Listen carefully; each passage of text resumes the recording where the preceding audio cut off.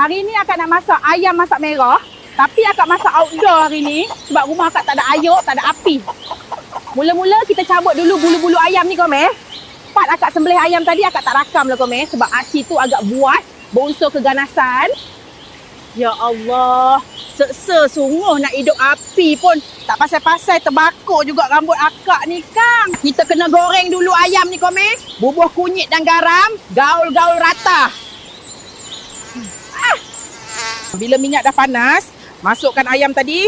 Kita goreng, jangan garing sangat Komeh. Akak rasa macam Puteri Bunian pula masak kat sini. Lepas tu kita masukkan cili kisar. Yang ni akak dah kisar siap-siap kat rumah. Kisar cili kering, bawang besar dengan bawang putih je Komeh. Oi, merecik. Kita tumis dulu sambal ni sampai pecah minyak. Syuh. Syuh. Islah, habis ayam akak. Mujur dia tak tarik rambut akak. Okey, kita masukkan gula. Ni syarat wajib buat sambal. Jangan skip. Nanti adalah tu yang komen kata banyaknya gula. Bila sambal dah garing, masukkan ayam tadi Komeh. Sepatutnya kena masukkan irisan bawang besar part ni. Tapi akak lupa bawa bawang tadi. Siap juga Komeh ayam masak merah kita. Akak sebenarnya dari tadi geram nak mandi je Komeh. Kebetulan kat rumah tak ada air. Boleh ke akak nak berendam kejap?